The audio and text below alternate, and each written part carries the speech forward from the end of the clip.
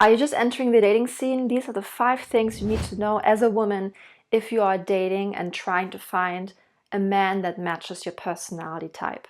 I would have loved to know this back in the day, like 10 years ago, when I first started out discovering personality type theory as a purposeful personality typologist. First, just to help myself, later down the line to help my clients. And these are the main things you have to keep in mind.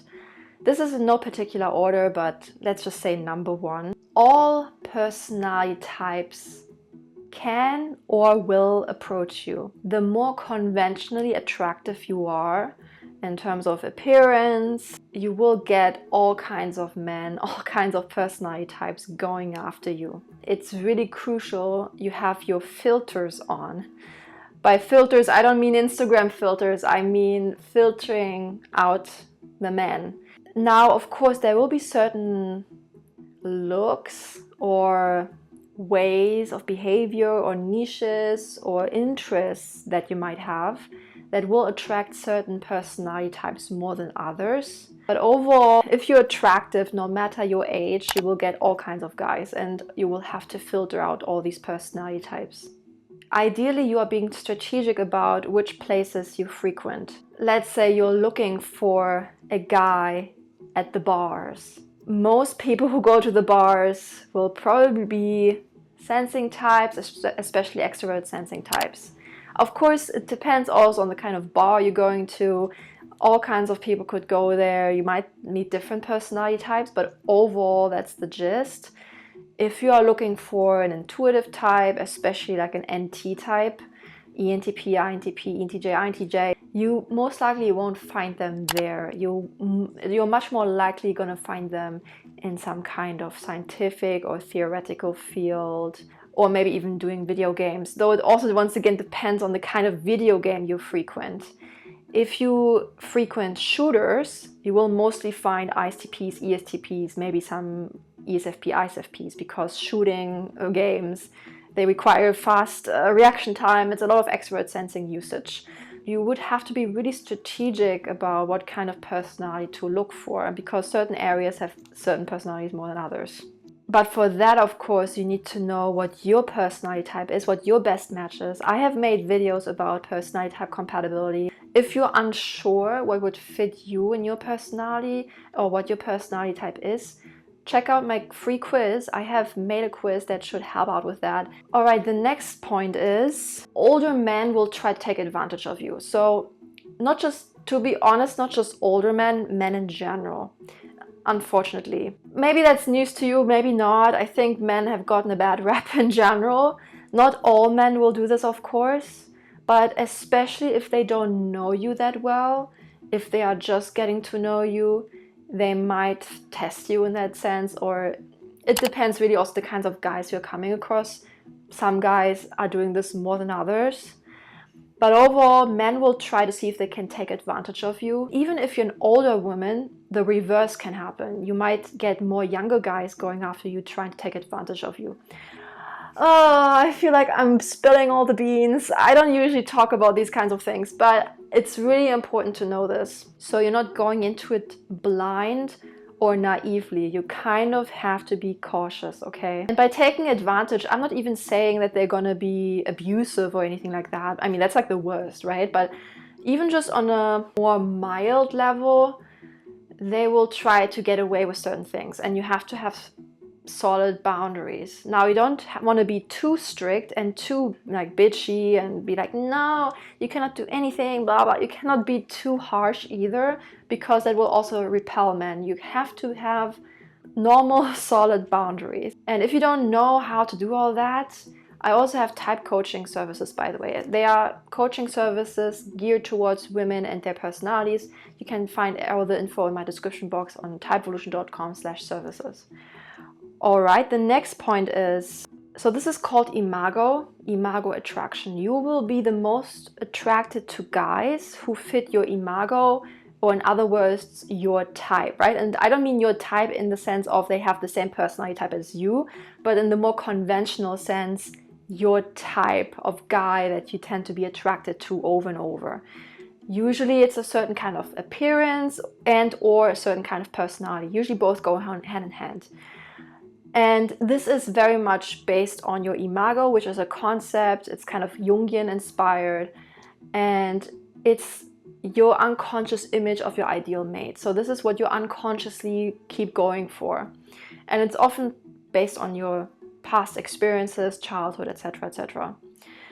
If you're unlucky, like I was, a big chunk of your imago might be an incompatible personality type.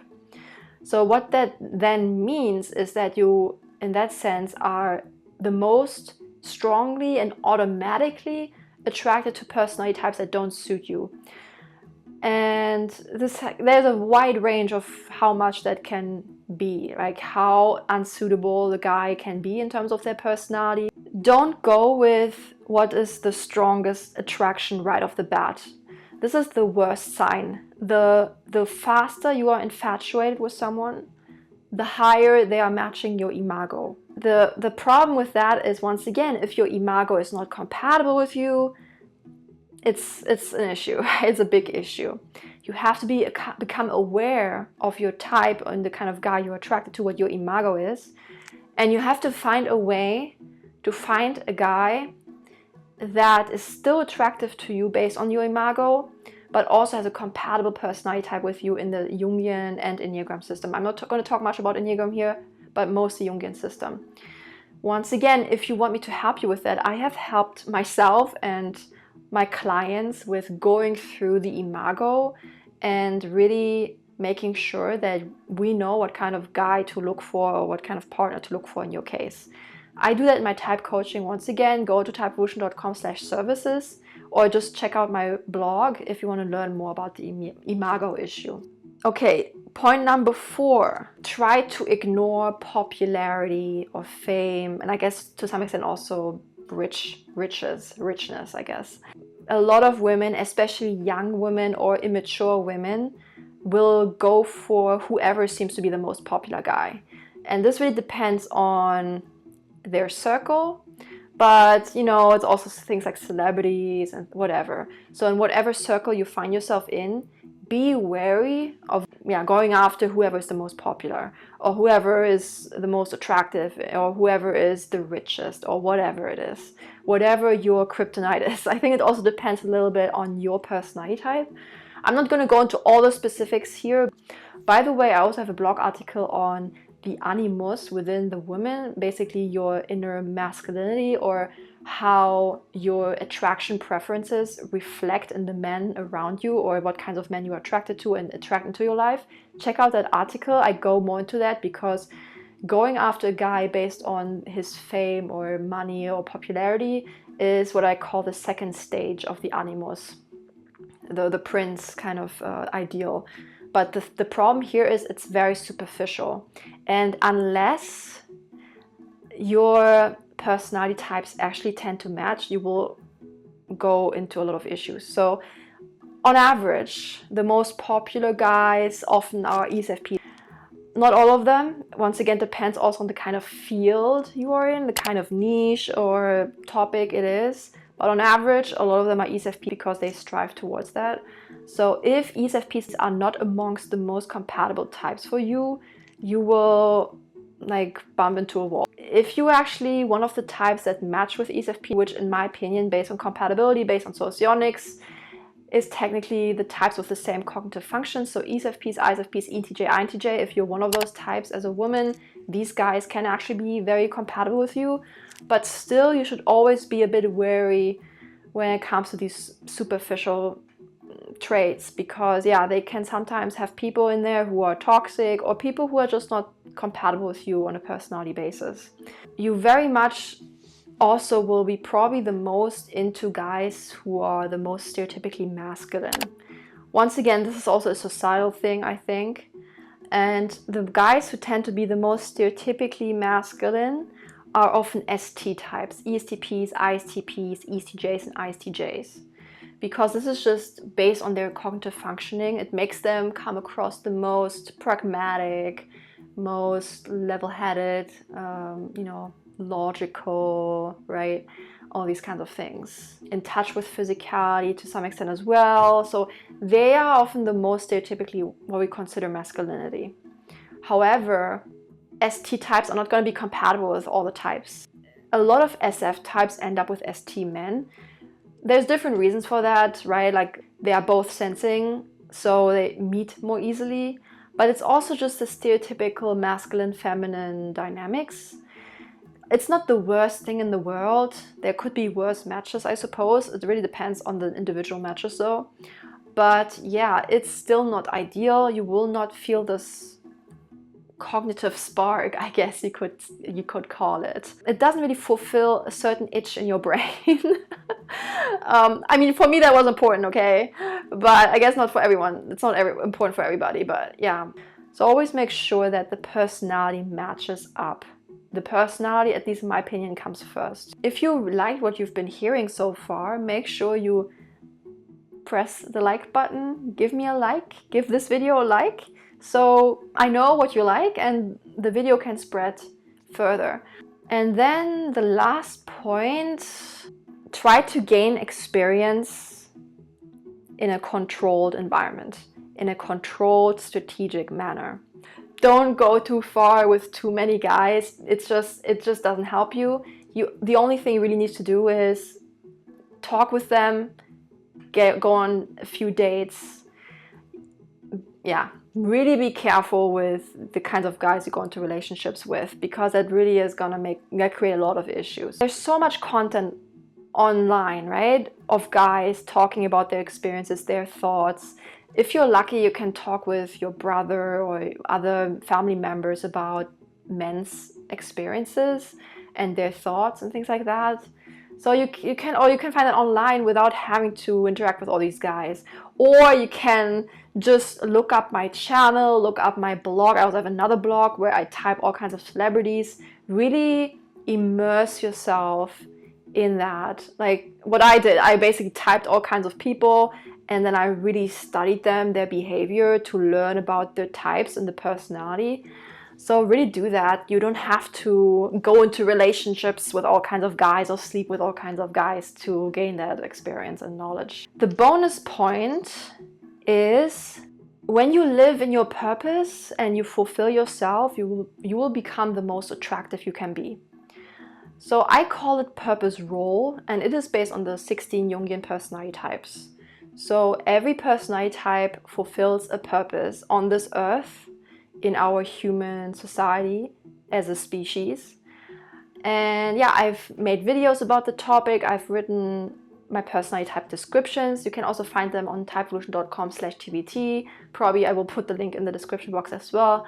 So once you know your personality and you really tap into its purpose, you will become the most magnetic to the right kinds of people, to the right kinds of guys.